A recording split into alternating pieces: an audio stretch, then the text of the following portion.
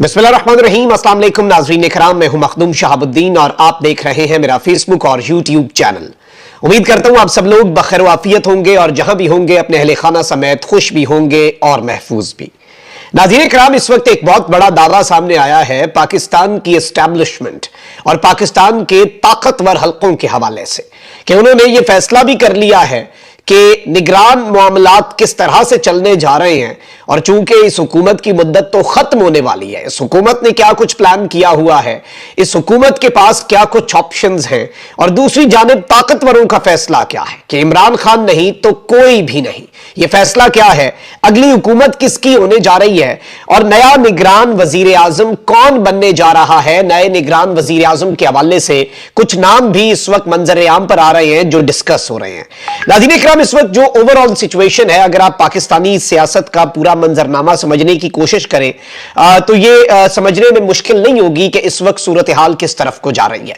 और बहुत सी कंफ्यूजन्स हैं, बहुत से जो पॉलिटिकल स्टेक होल्डर्स हैं, सबकी अपनी अपनी राय है।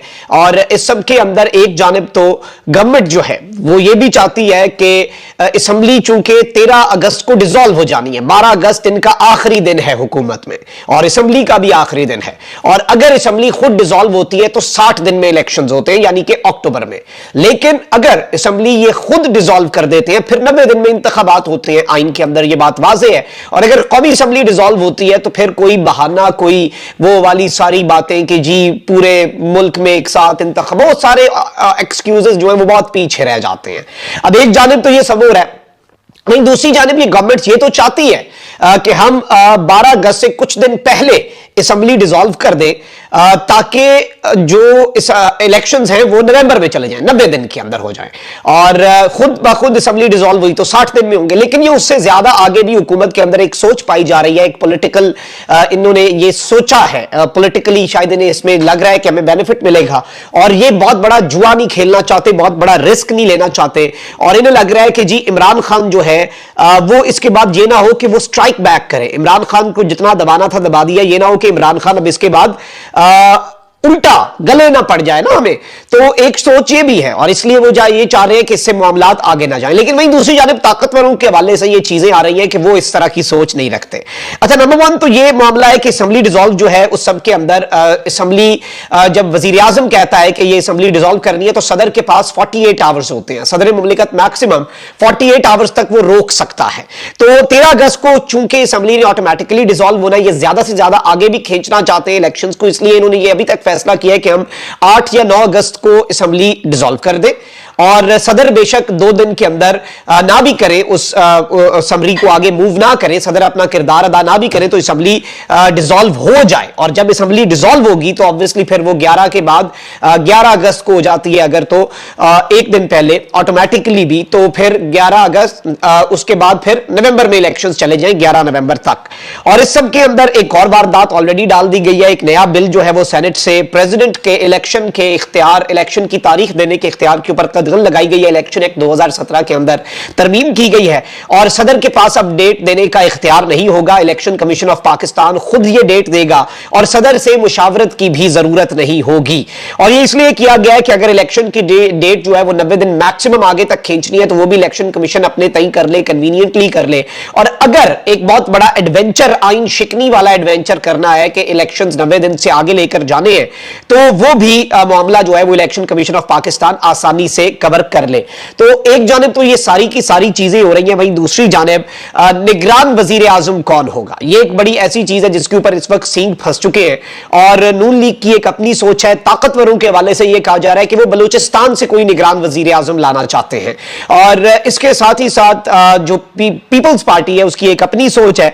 तो अब यह कहा जा रहा है, यह दावा आया और सतूर ने इस हवाले से, क्योंकि वो हुकूमत के बड़ा करीब है, तो उसने कहा है कि जी पीडीएम की जो गवर्नमेंट है उसके पास 3 नाम है और ये पीडीएम माइनस पीपल्स पार्टी है, यानी पीपल्स पार्टी के ये नाम नहीं है, ये पीडीएम की गवर्नमेंट के 3 नाम हैं। इनमें से पहला नाम जो है वो बताया गया है कि जी गौहर एजाज साहब का है और ये all Pakistan textile mills association के अनअपोज्ड प्रेसिडेंट भी रहे हैं। और ये जो टेक्सटाइल का शोबा है पाकिस्तान का, ये एक बहुत पावरफुल ताकतवर इंडस्ट्रियल ग्रुप है। आप यहीं से अंदाजा लगा लें कि पिछले 11 महीने में $15 बिलियन की टेक्सटाइल एक्सपोर्ट्स हुई हैं।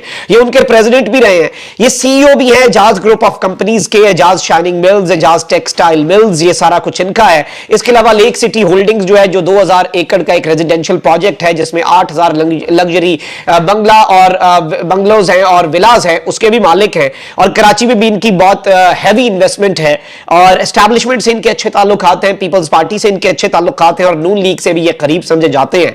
और इन्हें बेसिकली ऑफर की गई है कि आपको अंदर खाते, क्योंकि जाहिर बात है लोगों को भी ऑन बोर्ड लेना, इन्हें ऑफर की गई है कि आपको हम निगरान वजीर आजम बना देते हैं। इन्होंने इनिशियली अभी तक एज ऑफ येट दिलचस्पी जाहिर जो है वो नहीं की, लेकिन एक चीज वाज़ेह है कि इन्हें ऑफर की गई है। दूसरा नाम जो इस वक्त जेरे बहस है और अंदर खाते डिस्कस हो रहा है वो अपने बंदे का हो रहा है और ये नून लीग की वारदात होगी। और अब मुझे नहीं पता कि इस वारदात के अंदर पीपल्स पार्टी कहां पर खड़ी होगी। फवाद हसन फवाद और गवर्नमेंट के साथ ये अभी भी है और गवर्नमेंट का हिस्सा ही है एक तरह से। पंजाब में शहबाज शरीफ के साथ थे, पाकिस्तान के सबसे बड़े ब्यूरोक्रेट, यानी कि 2013 से 2000 जब तक नवाज शरीफ साहब की हुकूमत रही, नवाज शरीफ साहब वजीर आजम रहे, उनके प्रिंसिपल सेक्रेटरी भी रहे, सबसे स्ट्रॉन्ग ब्यूरोक्रेट थे। इन्होंने बहुत कुछ फेस भी किया नवाज शरीफ के साथ होने की वजह से और पकड़े भी गए और ये तमाम तर चीजें भी। तीसरा किरदार बड़ा एक मुनफरिद सा किरदार है और वो एक न्यूज एजेंसी के मालिक मोहसिन बेग का किरदार है। और ये इमरान खान के बड़े करीब थे, इमरान खान की कहते हैं तकारीर भी लिखते थे, सब कुछ भी करते थे। और नए army chief general Asim Munir के साथ भी इन्होंने तस्वीर जारी की है, उनकी वो जारी हुई, वो भी बड़ी ऑब्वियसली इंपॉर्टेंट है। और इमरान खान के दौर में एक FIA का मामला भी हुआ, इन्होंने बंदूक भी तानी, फड्डा भी हुआ। और ये इमरान खान साहब का मौकफ ये है, ये बेसिकली एक रशियन बिजनेसमैन का ग्रुप जो है वो खान साहब के पास बतौर जब खान साहब वजीर आजम थे ये उनके पास लेकर गए। इमरान खान साहब ने कहा कि ये तो फायदा लेना चाह रहा है और ये अपना बीच में कोई कमीशन मार रहा है। तो खान साहब का ये मौकफ है, उनकी पार्टी का ये मौकफ है कि इन्होंने इन्हें साइडलाइन किया और इन्होंने तनकीद की इमरान खान साहब के ऊपर। और मुराद सईद साहब और रेहाम खान की किताब का हवाला देके उस तर्ज की तनकीद तो FIA ने इन्हें उठाया और फिर इसके बाद इनकी इमरान खान साहब से एक बाज़ाब्ता तौर पर दुश्मनी शुरू हो गई जो कि जंग का रुख इख्तियार कर गई। और फिर नवाज शरीफ साहब तो हर उस बंदे को, चाहे वो नवाज शरीफ को जितना भी गंदा करता रहा हो, नवाज शरीफ साहब जो है हर उस बंदे के साथ रहे हैं और हर उस बंदे को जारी बात है वो बड़ी कदर की निगाह से देखते हैं जो इमरान खान का दुश्मन बन जाए, चाहे उसने नवाज शरीफ के साथ जो मर्जी किया वो मैटर नहीं करता। और जारी बात है ये कुछ मामलात को लेकर मुतनाज़ा भी है, लेकिन इनका नाम भी ये इस वक्त यहां पर डिस्कस हो रहा है। लेकिन इसके अंदर पीपल्स पार्टी कहां पर खड़ी होगी ये भी देखना होगा। और पीपल्स पार्टी अभी से ही ऑपोजिशन मोड में जा रही है, तो ये भी हो सकता है कि असेंबली डिसॉल्व करने से पहले पीपल्स पार्टी ऑपोजिशन बेंचेस में बैठकर निगरान वजीर आजम वाले मामले में कोई रिस्क न ले। अब यहां पर इसमें भी फड्डा पड़ना है क्योंकि नफसा नफसी का आलम जो है वो शुरू होने वाला है और सबको अपनी अपनी ऑलरेडी पड़ गई हुई है। अब यहां पर यह दावा किया जा रहा है कि जी इस वक्त गवर्नमेंट और एस्टैब्लिशमेंट एक पेज पर है, जिस तरह से इमरान खान साहब और जनरल बाजवा एक पेज पर थे। जनरल बाजवा ने अपने तमाम अंडे इमरान खान साहब की टोकरी में और इमरान खान साहब ने अपने तमाम अंडे जनरल बाजवा की टोकरी में डाले हुए थे, ये इन साहब ने दावा किया है। और ये कहते हैं कि इस हुकूमत से अच्छे ताल्लुकात हैं मौजूदा एस्टैब्लिशमेंट के। एंड कोटिंग ये कह रहे हैं कि जी शहबाज शरीफ के आसिम मुनीर साहब से, जरदारी साहब की जनरल नदीम अंजुम और जनरल आसिम मुनीर से बड़े अच्छे ताल्लुकात हैं। बज़ाहिर गवर्नमेंट जो है उसने अपने तमाम अंडे एस्टैब्लिशमेंट की टोकरी में डाल दिए हैं और एस्टैब्लिशमेंट ने भी अपने तमाम अंडे गवर्नमेंट की टोकरी में डाले हैं, लेकिन ऐसा है नहीं और एस्टैब्लिशमेंट ने ऐसा नहीं किया। एस्टैब्लिशमेंट के एंड से मुकम्मल तौर पे इन तमाम पॉलिटिकल स्टेक होल्डर्स को डायरेक्टली इस तरह से बेनिफिशियरी नहीं बनाया जा रहा। अगर ये बात होती तो इस्तेहकाम पाकिस्तान पार्टी ना बनती, TLP एक्टिव ना होती, अगले 1-2 हफ्तों के अंदर एक और सियासी कुव्वत के आने की जो बातें हैं वो ना हो रही होती। और जाहिर है कि अगली हुकूमत जो भी जिसकी भी बने वो बने नहीं, वो बनवाई जाए। इस वक्त ये अंदर खाते डिसाइड हो रहा है और इसमें IPP, TLP और आजाद अराकीन की बुनियाद पर अगली हुकूमत बनवाई जाए, वो वजन डाला जाए। और फिर जाहिर बात है जब आप हुकूमत बनाते हैं तो फिर आप हुकूमत गिरा भी सकते हैं और फिर उस हुकूमत को ऑपरेट भी किया जाए अपनी मर्जी से, अपने टर्म्स के ऊपर। अब यहां पर ये सारी चीजें आप जरा एक बैकड्रॉप था उस कहानी का जो आपके सामने रखनी है। अच्छा, अब यहां पर एक चीज बड़ी इंपॉर्टेंट है कि कहा यह जा रहा है और यह दावा हुआ है कि जी जो इंटरिम गवर्नमेंट के कैंडिडेट्स हैं उन्हें यह बताया गया है कि हो सकता है कि आप 90 दिन के लिए ना आए, बल्कि आपकी जो टर्म है उसे लंबा खींचा जाए। और दो चीजें हैं जिनके ऊपर ये दलील बनाई जा रही है। एक तो यह है कि मईशत के वाले से मुश्किल फैसले करने हैं, लेकिन दूसरा यह है इमरान खान का फैक्टर जब तक खत्म नहीं होता, इलेक्शन उस वक्त तक नहीं होंगे।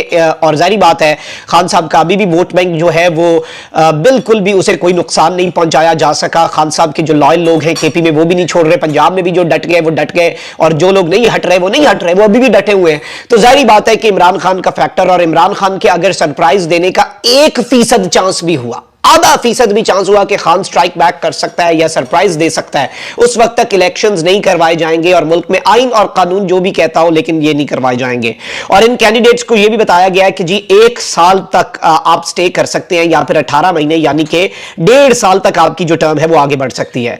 और इस सब के अंदर शायद पीपल्स पार्टी और नून लीग जो है वो ऑन बोर्ड ना हो या फिर ये शो करवाया जाए कि हम ऑन बोर्ड नहीं है, लेकिन इसका अल्टीमेटली का उन्हें यह पैगाम दिया जा रहा है कि फायदा आपको भी होगा, लोग भूल जाएंगे आपकी परफॉर्मेंस को, साल डेढ़ लगेगा, नई हुकूमत निगरान हुकूमत अपने मुश्किल फैसले भी कर लेगी, उसके साथ हम इमरान खान को मुकम्मल तौर पर क्रश भी कर दिया जाएगा, तो ये सारी चीजें हो जाएं। लेकिन इस सब के अंदर नून लीग और पीपल्स पार्टी को अभी भी ये लग रहा है कि कहीं ये सब कुछ हमें माइनस करवा के अल्टीमेटली ये ना हो कि कोई और ग्रुप तैयार कर लिया जाए और हमें तो मुकम्मल तौर पर अडॉप्ट भी नहीं कर रहे और हमारे ऊपर भी वही हमारे वो जो कहते हैं ना कि चाबी हमारी भी अपने हाथ में ही रखना चाह रहे हैं, क्योंकि आईपीपी हो या टीएलपी हो या दीगर कोई भी अब एक्टिव हो जाए तो वो सारे मामलात इनके जहन में हैं। और इस सब के अंदर मार्च में इलेक्शंस वैसे तो बहुत जरूरी होंगे और मार्च तक इलेक्शंस करवाना बड़ा जरूरी होगा, क्योंकि वरना सेनेट जो रियासत का बुनियादी ढांचा है, सेनेट कभी भी खत्म नहीं हो सकता और मार्च में जाहिर बात है अगर इलेक्शंस नहीं होते तो फिर सेनेट खत्म हो, सेनेट आपका मुकम्मल नहीं रहेगा। लेकिन जाहिर बात है इस वक्त मुल्क के अंदर जो भी करना चाहे, जो जैसे करना चाहे वो उस तरह से मामलात को लेकर चल सकता है।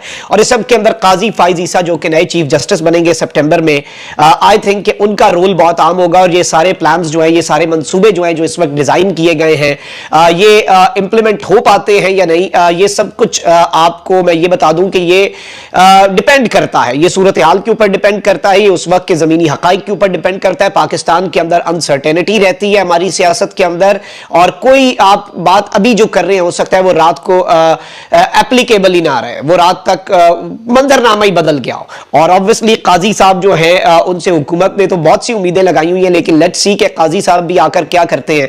सदर तो जा चुके होंगे और सदर का इंतखाब भी ये उससे पहले करवाना चाह रहे हैं ताकि सदर फिर भी कोई मामला जो है उसके अंदर ना टांग अड़ा सके और सदर का इख्तियार पहले ही इन्होंने इलेक्शन डेट वाला जो है वो कर्टेल कर दिया है। तो अब देखना यह है कि ये मामला कहां तक जाता है और क्या एस्टैब्लिशमेंट इस तरफ को जा रही है कि अगर इमरान खान नहीं तो फिर पीपल्स पार्टी और नून लीग भी नहीं, और कुछ ऐसा नया सिस्टम बनाया जाए, ऐसा नया निजाम लाया जाए जिसमें एक जानिब तो तवीलुल मुद्दती निगरान हुकूमत और उसके बाद भी जो हुकूमत आए वो कोई एक पॉलिटिकल फोर्स जो है वो मुकम्मल तौर पे इतनी ताकतवर ना हो जाए कि वो कल को आंखें ना दिखाए। ये इस वक्त दावे हो रहे हैं और ये वो साफी ये बातें कर रहे हैं जो मैंने आपके सामने रखी। मैंने जिस तरह से आपको कहा कि बड़ा दावा, तो ये वो दावा है, ये वो क्लेम्स है, ये वो साफी कर रहे हैं जो पीडीएम के बड़े करीब हैं और जो एस्टैब्लिशमेंट के भी लेटली जारी बात है पीडीएम के करीब होने की वजह से खुद साख्ता वो एस्टैब्लिशमेंट के भी तर्जुमान बने हुए हैं और ये उनकी जानिब से दावे हो रहे हैं। देखते हैं कि इनमें क्या हकीकत है, लेकिन इससे सोच बड़ी वाज़ेह हो जाती है कि पीडीएम के अंदर क्या सोच पाई जा रही है। अपना बहुत ख्याल रखिए। अल्लाह निगहबान पाकिस्तान।